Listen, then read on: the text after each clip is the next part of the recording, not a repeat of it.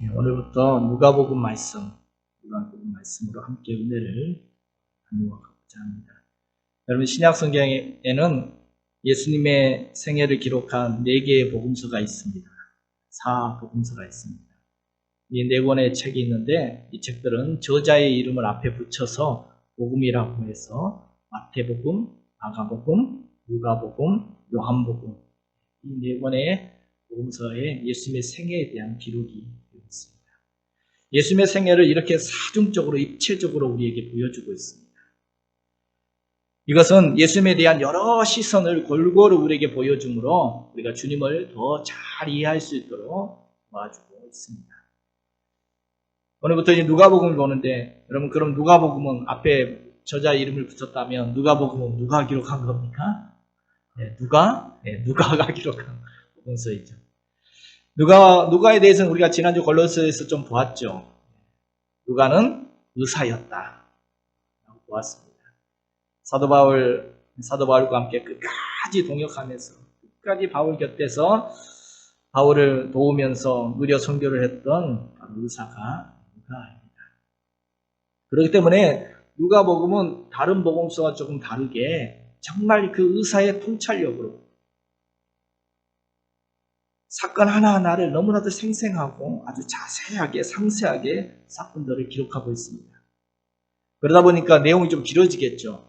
그래서 누가복음 분량이 한 장마다 이렇게 깁니다. 그래서 누가복음하고 누가가 기록한 사도행전, 누가복음과 사도행전, 누가가 기록한 이 2권의 책이 신약성경 전체 분량의 4분의 1이 넘을 정도로 방대한 내용입니다.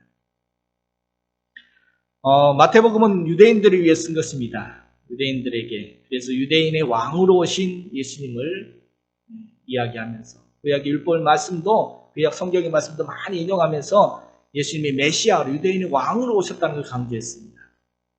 그런데 누가복음은 유대인이 아니라 예수님이 유대인만을 위해서 오신 것이 아니라 바로 온 인류를 구원하기 위해서 오셨다. 바로 이것을, 보편적인 구원을 강조합니다. 누가 자체가 유대인이 아닙니다. 누가는 헬라인입니다. 그리고 바울과 함께 이방 선교를 함께 다녔던 사람입니다. 그래서 예수님이 유대인만을 위해 오신 것이 아니라 이방인들을 위해서 온 인류를 구원하기 위해 오셨다. 특별히 누가는 의사였기 때문에 병든 사람들, 가난한 사람들, 소외된 사람들, 연약한 사람들에게 관심이 지대해 있습니다. 그래서 특별히 예수님은 바로 누구를 위해 오셨느냐? 가난한 자들, 병든 자들, 약한 자들, 소외된 자들을 위하여 낮은 자리에 찾아오신 예수님을 특별히 잘 묘사해주고 있습니다. 그래서 누가복음에는 병자들, 또 과부, 고아, 또 노인들, 이방인들, 여인들, 아이들, 이런 사람들이 많이 등장합니다. 오늘 1장 시작부터 누가 주인공입니까? 시작부터 노인, 여인, 아기, 그 당시 소외된 연약한 사람들, 억압받던 사람들이 오늘 1장부터 바로 그들이 주인공으로 등장을 하고 있습니다. 자, 오늘 본문의 이야기는 나이가 많은 사가랴와 엘리사벳이라는 제사장 부부가 아이가 없었습니다. 고령의 나이에, 그래서 그 고령의 나이에 아이를 갖게 되는 이야기로 시작이 됩니다. 예수님이 태어나기 6개월 전에 먼저 세례 요한이 태어나죠. 그래서 오늘 본문은 예수님보다 6개월 먼저 태어나서 주님의 앞길을 예비했던 바로 세례 요한의 잉태 이야기로부터 시작하고, 동시에 또 아이를 잉태한 비천한 여인 마리아의 이야기로 이어지고 있습니다. 자, 오늘 본문에 세례 요한의 아버지가 될 사가랴는 제사장이 오늘 성전에서 기도하는 이야기가 나오죠. 기도하다가 놀라운 경험을 하게 되어집니다. 이 사가랴가 성전에서 기도하다가 천사를 만납니다. 천사를 만나서 아이를 낳게 나올 것이라는 좋은 소식을 전해 듣게 되어집니다. 자, 오늘 이 사건을 통해서 사가랴는 어떤 하나님을 경험하게 되었습니까? 오늘 사가랴는 자기의 기도를 듣고 계시는 하나님을 경험합니다. 7절 같이 한번 보겠습니다. 엘리사벳이 잉태를 못함으로 그들에게 자식이 없고 두 사람의 나이가 많더라. 13절도 같이 보겠습니다.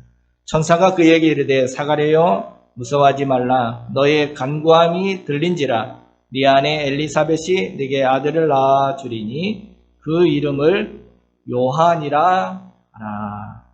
아멘. 제사장 사가랴에게는 큰 아픔과 약점이 있었죠. 아내 엘리사벳이 잉태를 하지 못했습니다. 그래서 그들에게 자식이 없었습니다. 그게 뭐 대수냐? 요즘 아이도 안 나는데. 근데 그 당시에는 달랐습니다. 제사장에게서 자식이 없다는 것은 큰 수치였습니다. 왜 수치냐? 당시 유대인들은 자식은 하나님의 축복으로 여겼고, 자식을 못 낳는 것은 하나님의 형벌로 이렇게 여겼습니다. 그래서 당시 랍비들은 가르칠 때 자식을 못 낳는 경우에는 이혼해도 된다. 자식이 못 낳으면 합법적으로 이혼할 수 있다라고 가르칠 정도로 그렇게 자녀를 낳는 게 굉장히 중요한 것입니다. 제사장이면 하나님 축복을 받아서 아이를 낳아야 되는데, 아니 제사장이 아이가 없다? 그건 큰 수치였습니다. 그래서 사가랴 부부는 그동안 자녀를 갖고 싶어서 정말 그런 열망이 있었다는 거죠. 갈망이 있었습니다. 그런데 오늘 7절을 보니까 두 사람의 나이가 많습니다. 18절에도 보면 내가 늙고 아내도 나이가 많습니다. 오늘 두 사람은 젊어서부터 이 아이를 갖고 싶어서 그렇게 오랜 세월 동안 그 자녀를 기다리고 또 기다렸습니다. 그리고 그것을 하나님께 아뢰었습니다. 사가랴는 이 간절한 소망을 가지고 하나님께 간구하고 하나님께 아뢰었습니다. 자녀를 달라고 그렇게 간구했습니다. 그런데 13절에 뭐라고 말했습니까? 너의 간구함이 들린지라. 무슨 간구함?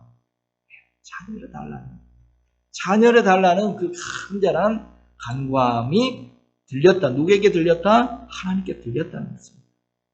이 간구라는 말은 헬라 원어로 데시스라는 단어인데, 바라다, 간청하다, 단언하다, 정말 간절히 간청하고 간절히 소망하는 그런 부르짖음의 기도를 이야기하고 있습니다. 단언하며 부르짖어 기도했다는 것입니다. 아마 이렇게 오랫동안 기도했는데도 자녀가 없다. 엘리사벳의 마음은 어떠했겠습니까?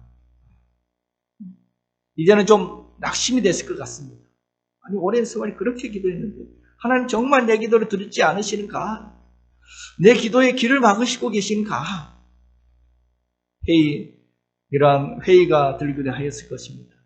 아니 하나님 뭐 거창한 거 달라는 게 아니라 남들 다 갖는 자녀 한 명 달라는 건데 하나님 그것도 외면하십니까? 이렇게 원망스러운 마음도 들기도 했을 것입니다. 그리고 이제는 우리 가정은 자녀는 물 건너갔나 보다. 자녀는 안 주실라니까 보다. 이제 포기하고 싶은 그런 마음까지 들었을 것입니다. 여러분 우리도 그렇죠. 오랫동안 기도해도 응답이 없을 때 우리도 의문이 들기도 하죠. 하나님은 진정 내 기도 들으시는가? 내 기도를 외면하셨는가? 이런 의문이 들기도 할 것입니다. 내 기도는 응답되지 않나 보다. 그렇게 포기하고 이제는 그만히 기도해야 되나 보다. 이런 포기하고 싶은 마음이 들 때도 있습니다. 오늘 사가랴가 그랬습니다. 우리가 예전에 시편을 쭉 봤지만 시편에 다윗도 그런 적이 있었죠. 시편 22편을 보면 믿음 좋은 다윗도 그렇게 탄식할 때가 있었습니다. 같이 한번 볼까요? 내 하나님이여 내 하나님이여 어찌 나를 버리셨나이까? 어찌 내 신음소리를 듣지 아니하시나이까? 내 하나님이여 내가 낮에도 부르짖고 밤에도 잠잠하지 아니하오나 응답하지 아니하시나이다. 이렇게 답답해서 얼마나 답답했으면 이렇게 부르짖었겠습니까? 하나님 내가 낮에도 밤에도 부르짖는데 나를 버리셨습니까? 내 신음소리 듣지 않으십니까? 한곡한 기도, 그 간절한 기도를 하나님 듣지 않으셨는가? 하나님 외면하셨는가? 이렇게 탄식하기도 했습니다. 여러분, 그런데 오늘 본문에 보면 천사가 사가랴에게 나타나서 뭐라고 말했습니까? 이렇게 말합니다. 사가랴여, 무수하지 말아라. 너의 간구함이 들린지라. 내 아내 엘리사벳이 네게 아들을 낳아주리니 그 이름을 요한이라. 하나님께서 그 사가랴의 그 간구, 그 간청하는 기도를 귀 기울여 들으셨다는 것입니다. 너의 간구함이 들린지라. 하나님이 이미 듣고 계셨다는 것입니다. 그리고 이미 오래전에 그 기도를 들으시고 어떻게 해요? 벌써 이름까지 지어서, 아직 태어나지도 않았는데 하나님께서 이미 이름까지 지어서 천사를 보내셨다는 것입니다. 여러분, 그렇습니다. 하나님은 사가랴의 기도를 이미 다 듣고 계셨습니다. 여러분, 기도는 혼자 하는 독백이 아닙니다. 기도는 하나님께 드리는 것입니다. 수신자가 있습니다. 하나님, 우리의 기도, 우리의 간구를 들으시는 하나님이십니다. 놀랍게도 하나님은 연약한 자의 기도, 그 연약한 자의 목소리, 힘없는 자의 그 소리도 귀를 기울이시는 하나님이십니다.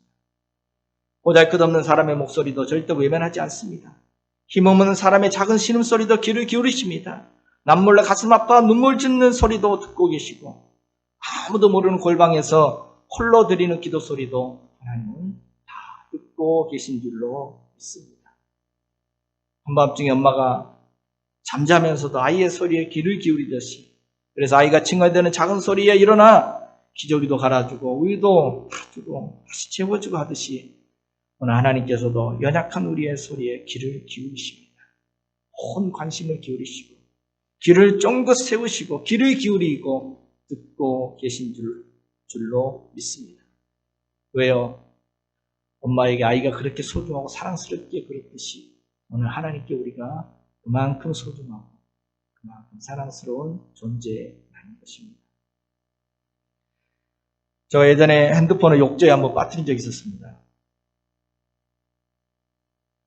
그 당시에는 좀 방수가 잘 안 됐는데 얼른 건졌는데 이게 유심히 인식이 안 됩니다. 전화가 안 됩니다. 그때 제가 깨달았습니다. 유심을 인식이 안 돼서 전화가 안 되는데 전화가 되는 게 있더라고요. 뭐가 돼요? 112. 119는 전화가 되더라고요. 유심히 인식이 안 되더라고요. 옛날에 우리 공전전화 했을 때도 그랬죠. 공전 안 넣어도 전화할 수 있는 곳이 있습니다. 긴급 버튼 누르면 뭐 동전 안 넣어도 당시에도 119, 112, 119는 전화할 수 있었죠. 하나님은 마치 긴급 전화처럼 언제 어디서든지 우리의 기도를 들을 준비가 되어 계신 하나님이십니다. 24시간 편이죠. 365일 문 열어놓고 있는 것처럼 우리를 기도의 자리로 언제든지 불러주시고 초대해 주시고 기도의 자리로 나오기를 문 활짝 열고 기다리고 계십니다. 시간 제한 없습니다. 횟수 제한 없습니다. 내용 제한 없습니다. 공휴일도 없고 쉬는 날도 없고 한밤중에 해도 하나님을 믿는 사람이라면 누구든지 언제든지 어떤 장소에든지 하나님 귀 기울여 들을 준비가 되어 계십니다. 심지어 우리가 요나서를 보면 어디에서 기도했죠? 그 바다 밑바닥에서 바다의 뿌리까지 내려갔다고 했습니다. 그 지중해 그 바다 밑바닥까지 산의 뿌리까지 내려가서 그것도 물고기 뱃속에서 부르짖었습니다. 캄캄한 어둠 속에서 아무도 듣지 않은 그곳에서 부르짖는 요나의 목소리. 하나님이 어떻게 하셨습니까? 요나서 2장 2절에 보니까 내가 수월의 뱃속에서 부르짖었더니 주께서 내 음성을 들으셨나이다. 아무도 듣지 않을 것 같은데 하나님이 요나의 그 처절한 부르짖음 오직 하나님만이 듣고 계셨던 것입니다. 예레미야 29장 12절 너희가 내게 부르짖으며 내게 와서 기도하면 내가 너희들의 기도를 들을 것이고 여호와의 눈은 의인을 향하시고 그의 귀는 그들의 부르짖음에 기울이시는 나는 그들의 하나님 여호와라 내가 그들에게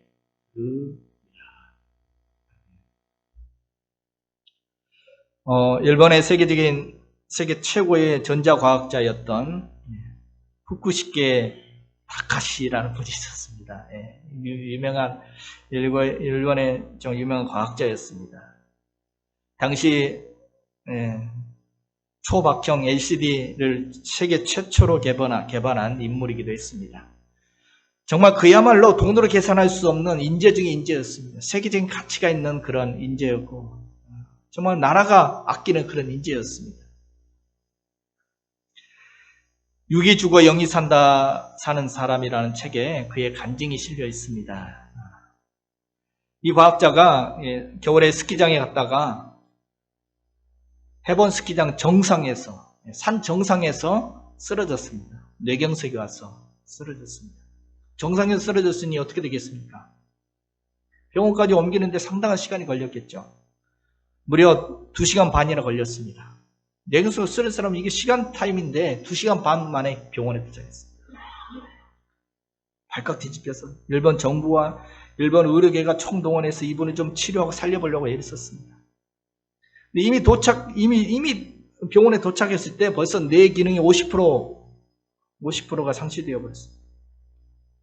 그로부터 21일 동안, 3주 동안 혼수 상태에서 깨어나지 못했습니다. 회생할 확률은 거의 제로였습니다. 그래서 살아날 가능성이 1%도 안 되기 때문에 그 부인에게 임종 준비를 하십시오 라고 알려주었습니다. 이렇게 일본 최고의 의료진이 다 달려들어서 살려보려고 했지만 살아날 수가 없었고 그가 그 혼수 상태에서 나중에 간증을 합니다. 그가 그 혼수 상태에서 그가 신을 찾았다. 하나님을 찾았다고 합니다. 하나님 계십니까? 그 혼수 상태에서 나중에 그가 간증하기를 하나님 계시다면 저 좀 살려주십시오. 정말 하나님이 살아계신다면 저를 살려주십시오. 죽음의 문턱에 이르러서 이 불신자가 하나님을 찾았습니다. 그런데 놀랍게도 그 희미한 그 의식 속에서 하나님을 찾고 찾았는데 그 소리가 뭐 얼마나 컸겠습니까? 아무도 듣지 못하는 그 미미한 소리를 하나님이 들으셨습니다. 혼수상태 속에서 그가 환상 중에 그를 찾아오신 십자가를 지신 주님을 그가 만나게 되었습니다. 주님께 외쳤습니다. 목이 마릅니다. 너무 목마릅니다. 저에게 물 좀 주십시오 라고 주님께 외쳤을 때 목마름을 호소했을 때 주님이 그에게 물을 건네 주었고 그것을 마시고 기적처럼 깨어났습니다. 혼수 상태에서 깨어난 그는 의사들이 정말 놀랄 만큼 급속도로 회복이 이루어지기 시작했고 그 이후로 그는 다시 회복되어서 그 이후로 그는 하나님이 살아계시다는 것을 하나님의 살아 역사하신다는 것을 사람들에게 증명하기 위해서 노력하는 사람이 삶을 살게 되었습니다. 0.4%밖에 되지 않는 일본 크리스찬이 0.4%도 되지 않는데 일본 선교를 위해서 그런 일본 디즈니랜드의 기독교 테마파크를 만들기도 하였고 또 현재는 한국에서 선교단체를 설립해서 부인이 한국인입니다. 부인인 아내와 한국인 아내와 함께 열심히 간증을 하며 이렇게 사역을 하고 있습니다. 여러분 이처럼 하나님은 그 혼수 상태에서 아무도 듣지 않는 그 세미한 소리 그 혼수 상태에서 하나님을 찾고 찾았는데 그 세미한 소리까지도 하나님은 듣고 계셨다는 것입니다. 아무도 그 신음소리 듣지 않았지만 오직 하나님만이 그 소리를 듣고 계셨습니다. 여러분 시편 22편에서 다윗이 내 하나님 어찌 나를 버리셨습니까? 내 신음소리 듣지 않으십니까? 밤에도 부르짖고 낮에도 부르짖는데 왜 듣지 않으십니까? 이렇게 탄식했던 다윗도 22편 마지막 절에 보면 이렇게 고백하죠. 24절에 보면 그는 곤고한 자의 곤고를 멸시하거나 싫어하지 아니하시며 그의 얼굴을 그에게서 숨기지 아니하시고 그가 울부짖을 때 들으셨다. 다시 체험한 거죠. 왜 듣지 않습니까? 다시 가다가 하나님이 내 울부짖음을 외면하지 않고 들으셨다. 얼굴을 숨기지 않으셨다. 멸시하거나 싫어하지 않으셨다. 그렇습니다. 하나님은 우리의 기도를 멸시하거나 싫어하지 않으십니다.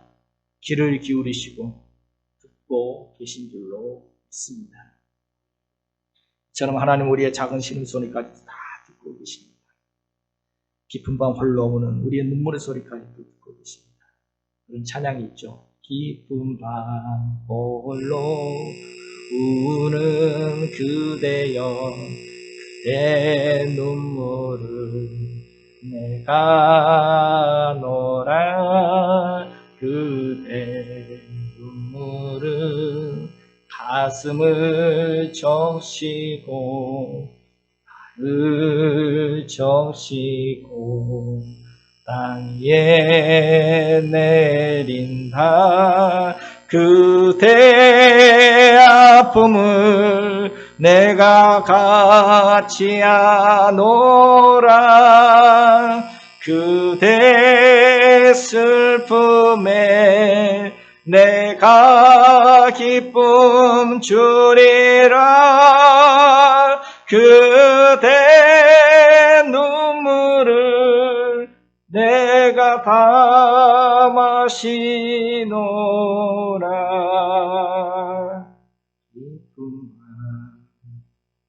홀로 기도하는 그대여 내 기도를 내가 듣노라. 누가 들어요? 누가 들어요? 주님이 듣고 계신 줄 믿습니다.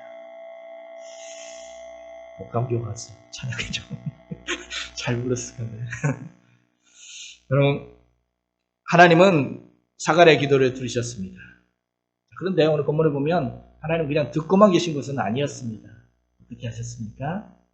그 간구의 소리를 들으셨을 뿐만 아니라 하나님은 그 기도에 응답해 주셨습니다. 아니, 간구한 그 이상으로 더 아름답게 응답해 주셨습니다. 13절 이하 같이 한번 보겠습니다. 내 아내 엘리사벳이 내게 아들을 낳아주리니 그 이름을 요한이라 하라. 너도 기뻐하고 즐거워할 것이요 많은 사람도 그의 태어남을 기뻐하리니 그가 주 앞에서 큰 자가 되며 이스라엘 자손을 주 곧 그들의 아버지께로 하나님께로 많이 돌아오게 하겠음이라. 하나님은 사가랴의 간구를 듣고만 계신 것이 아니라 천사 가브리엘을 보내주셨습니다. 그러면 성경에서 천사 가브리엘은 늘 기쁜 소식을 전해주는 천사입니다. 가브리엘 보내서 기쁜 소식을 전해주셨죠. 사가랴의 기도대로 아들을 주셨습니다. 그 가정에 요한이라는 아들을 주심으로 응답해 주셨습니다. 그런데 하나님의 응답은 그것이 끝이 아니죠. 뭐라고 하셨습니까? 그냥 아들만 주신 것이 아니라 이 태어날 아들이 주 앞에서 큰 자가 될 것이다. 많은 사람에게 기쁨이 될 것이다. 또한 그가 이스라엘 자손들을 그들의 하나님께로 많이 돌아오게 할 것이다. 단지 그냥 아들 하나 달라고 하나님께 기도했더니 하나님은 그냥 보통 아들이 아니라 바로 이스라엘 자손을, 그 민족을 구원할 그 자손들을 하나님께 돌아오게 할 그런 선지자를 주셨습니다. 그것도 오늘 본문에 계속 읽어보면 그냥 보통 선지자가 아니죠. 바로 엘리야와 같은 선지자, 엘리야의 능력을 가진 그런 선지자로 보내줄 것이다. 주의 앞길을, 예수님의 앞길을 예비하는 그런 세례 요한을 그 가정에 주신 것입니다. 그냥 가정을 위해 가문을 위해 기도했는데 하나님은 바로 하나님 나라를 위한 그런 위대한 인재를 그 가정에 보내주신 것입니다. 14절에 너도 기뻐하고 많은 사람도 그의 태어남을 기뻐하게 된다. 여기서 기뻐한다는 말은 헬라 원어로 아갈리아시스라는 단어인데 주체할 수 없는 기쁨, 기뻐 뛰며 소리칠 것이다, 이런 뜻입니다. 최고의 기쁜 상태를 표현하는 단어입니다. 최고로 기뻐서 막 펄쩍펄쩍 뛰게 될 것이다. 오늘 아들 요한의 탄생은 사가랴의 가정에 그렇게 큰 기쁨이 되었습니다. 근데 그 가정의 기쁨만이 아니라 바로 이스라엘 그 민족과 그 나라 가운데 나라 전체가 기뻐할 사건이 된 것입니다. 그렇습니다. 하나님은 사가랴가 간구한 그 기도 그 이상으로 더 아름답게 응답해 주신 것입니다. 내가 밥 좀 달라고 했더니 진수상전에 차려주신 거나 마찬가지입니다. 여러분 구약의 한나 이야기도 마찬가지죠. 사무엘상 1장에 보면 한나가 자녀가 없어가지고 무시를 당하고 너무 억울해서 하나님께 그 서러움을 가지고 하나님께 그 마음을 토하며 통곡하며 기도했을 때 어떻게 되었습니까? 하나님은 이 한나의 기도를 들으시고 아들을 주셨죠. 사무엘이란 뜻이 바로 하나님이 들으셨다는 뜻입니다. 이름 자체가 샤마, 듣다, 엘, 하나님 말합니다. 하나님이 들으셨다. 하나님이 내 기도 들었다고 사무엘이라는 아들. 근데 그 아들이 보통 아들이 아니었지 않습니까? 어떤 아들이었어요? 바로 나라를 구하고 하나님께 크게 쓰임받는 민족의 지도자 사무엘 선지자가 되었던 것입니다. 하나님께 기도했던 한나. 그는 미처 상상하지도 못했던 그런 응답을 하나님께 주실 것입니다. 이처럼 하나님 우리의 기도에 응답하시되 우리의 기도한 것보다 더 아름답게, 더 선하게, 더 귀하게, 더 좋은 방향으로 응답해 주시는 좋으신 하나님이신 줄로 믿습니다. 내가 기도한 대로만 응답되는 게 아니라 사실 하나님의 응답은 더 귀한 것입니다. 좋은 거 주시고 기뻐하시는 하나님. 마태복음 7장에 기도에 대해서 이야기할 때 너희가 악할지라도 좋은 곳으로 자식에게 줄 줄 알거든. 하물며 하늘에 계신 너희 아버지께서 구하는 자에게 좋은 곳으로 주시지 않겠느냐.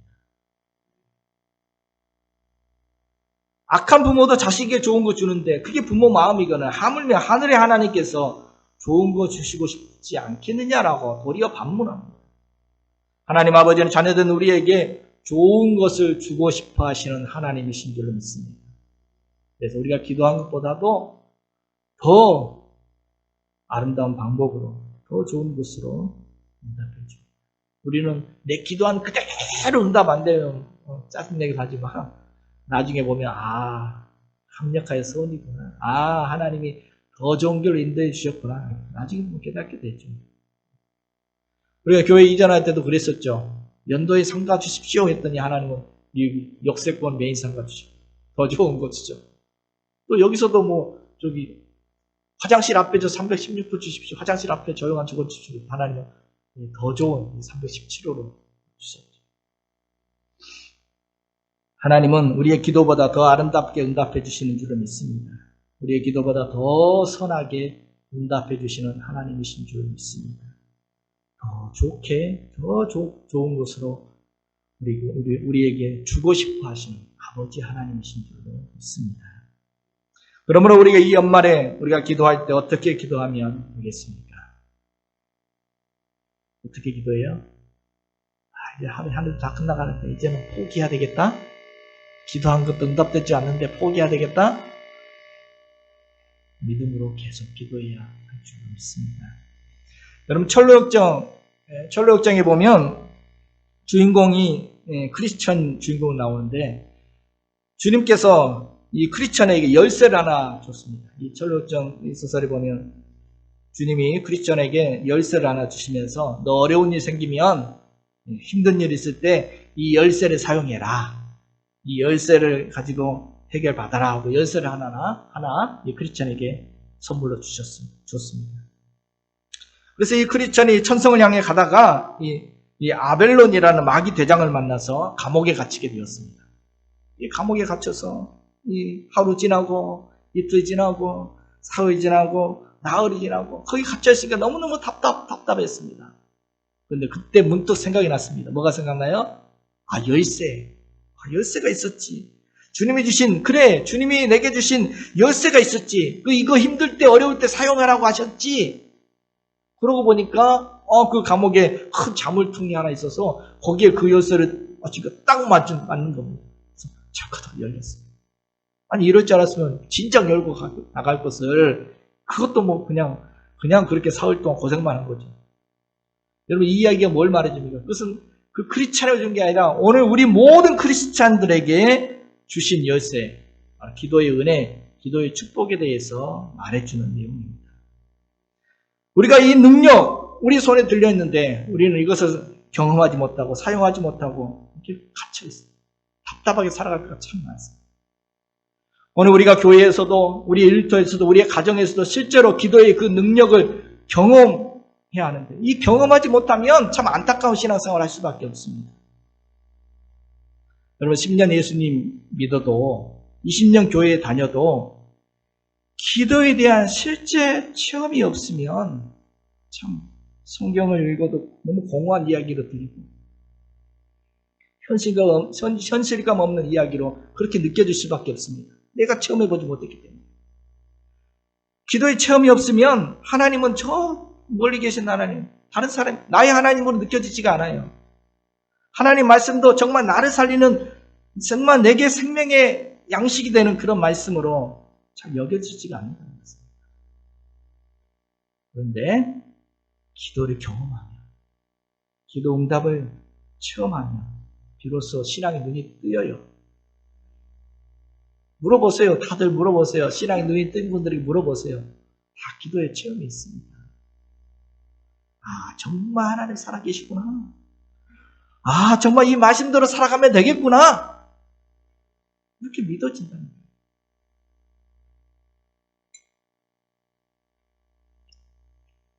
그래서 성경에는 수많은 하나님의 약속이 있지만 성경 보십시오. 성경에 보면 하나님의 약속 중에서도 유난히 또 강조하고 또 강조하고 또 강조해 주신 약속이 바로 기도 응답에 대한 약속입니다. 부르짖으라 응답할 것이다. 마태복음 7장에 구하라 그러면 너에게 주실 것이요 찾으라 그러면 찾아낼 것이요 문을 두드리라 그러면 너에게 열릴 것이니 구하는 이마다 받을 것이요 찾는 이마다 찾을 것이요 두드리는 이에게 열릴 것이요 알아주실 것이다. 찾으면 찾을 것이다. 두드리면 열릴 것이다. 구하는 이마다 받을 것이다. 찾는 이마다 찾을 것이다. 두드리는 이마다 열릴 것이다. 이렇게 반복하고 또 반복하며 약속하고 또 약속해 주고 계십니다.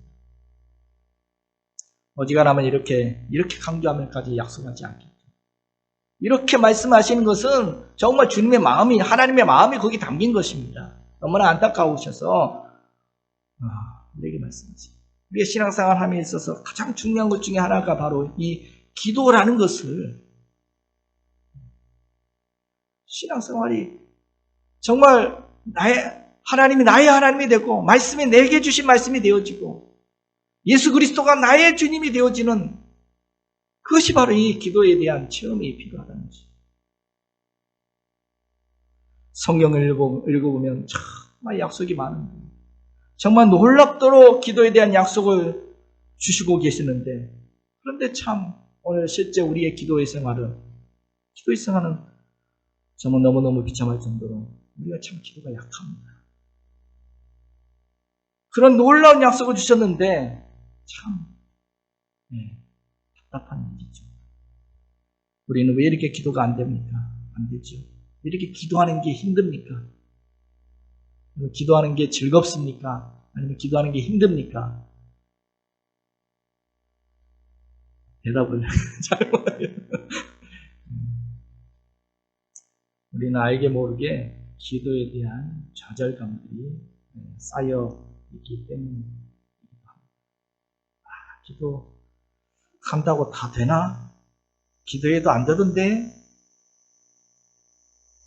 이게 믿음이 되어버렸습니다.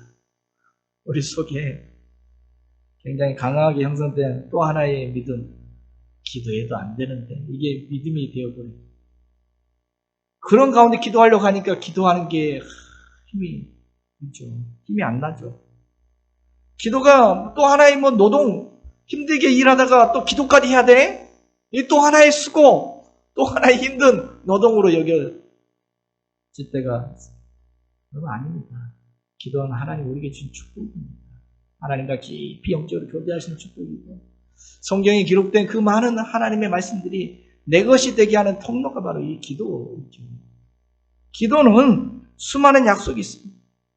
여러분 우리 마음속에 하나님 주신 이 기도의 약속이 내 것이 되어지고 기도가 노동이 아니라 기도가 기쁨이 되어지고 기도가 내 삶을 구원하는 구원이 되어지고 기도의 그 능력이 내 능력이 되어지는 그런 멋진 신앙생활을 할 수 있기를 주님의 이름으로 축복해 드립니다.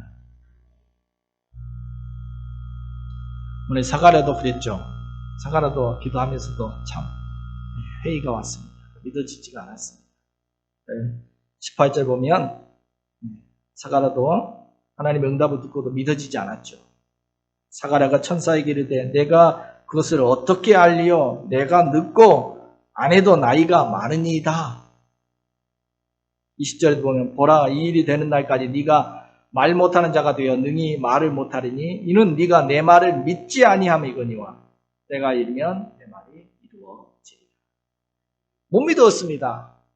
아들 낳는다 주신다니 안 믿어진 겁니다. 왜요? 내 나이가 지금 몇 살인데 아내도 지금 나이가 많고 우리가 늙었는데 무슨 아이입니까? 젊어서 그럼 주시지 이제 와서 무슨 아이입니까? 믿어지지가 않았다는 것입니다. 아니 사가랴의 말이 들으면 이미 이제 포기한 것처럼 여겨집니다. 포기한 듯한 그런 말투입니다.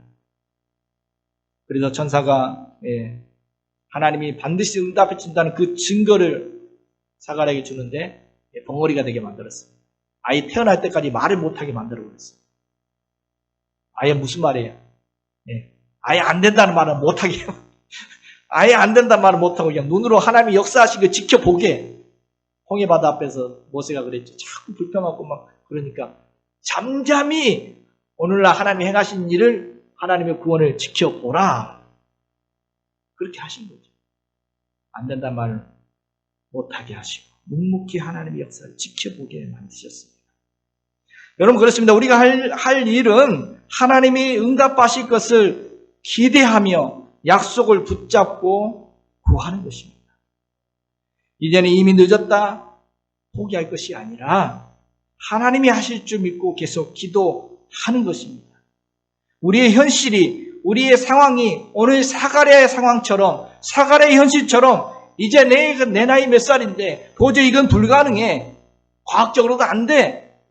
그런 현실이라 할지라도 또 우리가 오랜 세월 기도했건만 얼마나 기도했겠습니까? 사가랴가 그렇게 오랜 세월 기도했지만 아직도 응답되지 않아서 너무너무 답답한 상황이라 할지라도 그거 포기하거나 낙심할 것이 아니라 믿음으로 기대하며 하나님을 기대하며 계속 기도해 나가야 할 줄로 믿습니다.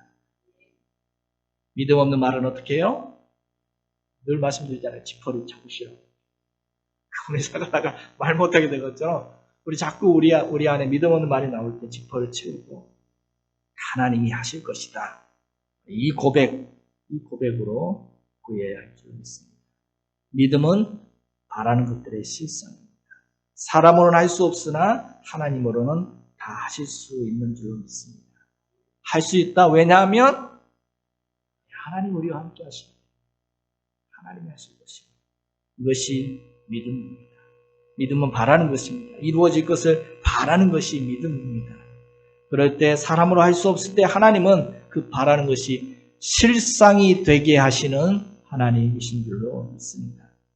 그래서 5만 번 이상이나 기도 응답을 받았다는 보아의 아버지, 기도의 사람 조지 물러는 기도에 대해서 이렇게 정의했습니다. 5만 번 이상 기도 응답 받았대요. 이분이 기도에 대해서 이렇게 정의했습니다. 기도는 응답 받을 때까지 믿음을 가지고 꾸준히 기도해야 합니다. 기도는 어떻게? 응답 받을 때까지 하는 것이고 믿음을 가지고 하는 것이고 꾸준히 계속하는 것이 기도다. 그래서 5만 번 이상 응답 받았대요.